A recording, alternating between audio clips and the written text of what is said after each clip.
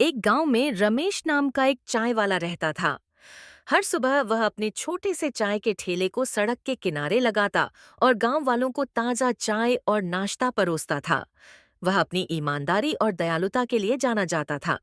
उसकी चाय की दुकान छोटी थी, लेकिन उसकी अच्छी नीयत के कारण बहुमामवी इसाह कसाइटिस ये बहुत मशहूर थी।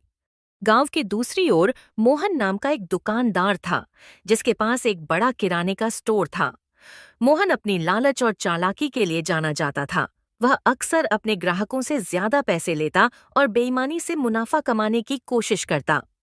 लेकिन उसकी बड़ी दुकान होने के बावजूद लोग रमेश की चाय की दुकान पर जाना ज्यादा पसंद करते थे। मोहन यह समझ नहीं पा रहा था कि उसकी दुकान जितनी तेजी से बढ़नी चाहिए उतनी क्यों नहीं बढ़ रही है, जबकि रमेश की छोटी चाय की दुकान अधिक लोकप्रिय हो रही थी।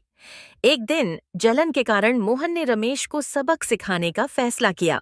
वह नकली मुस्कान के साथ रमेश के पास गया और बोला, रमेश, तुम अच्छा काम कर रहे हो, लेकिन मेरे पास तुम्हारे लिए एक सौदा है।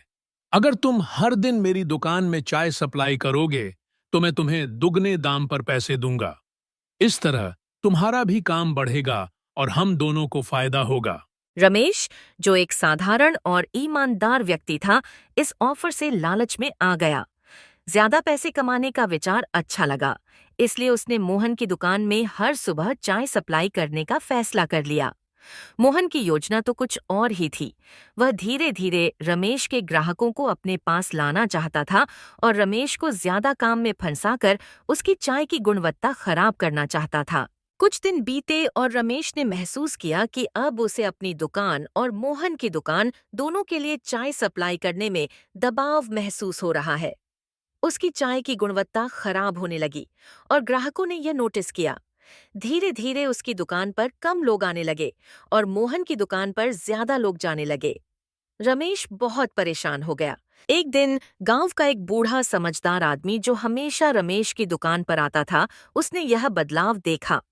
उसने रमेश को बुलाया और कहा, तुमने वो काम करना क्यों बंद कर दिया जिसमें तुम सबसे अच्छे थे?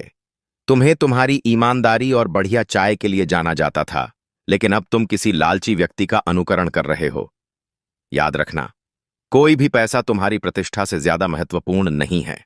रमेश ने अपनी गलती समझी और तुरंत मोहन की दुकान में चाय सप्लाई करना बंद कर दिया। उसने फिर से अपनी दुकान पर ध्यान देना शुरू किया। कुछ ही दिनों में उसके वफादार ग्राहक वापस आ गए और उसका व्यवसाय फिर से चल पड़ा। वहीं मोहन, जो रमेश की चाय पर निर्भर था, उसकी दुकान खाली रह गई। लोगों ने फर्क समझ लिया और उसकी दुकान पर जाना बंद कर दिया। अंत में रमेश ने समझा कि खुद के प्रति सच्चे रहने का महत्व क्या होता है, जबकि मोहन की लालच ने उसे सब कुछ खोने पर मजबूर कर दिया। लालच से अस्थायी लाभ हो सकता है, लेकिन ईमानदारी और समर्पण ही सच्ची सफलता की राह हैं।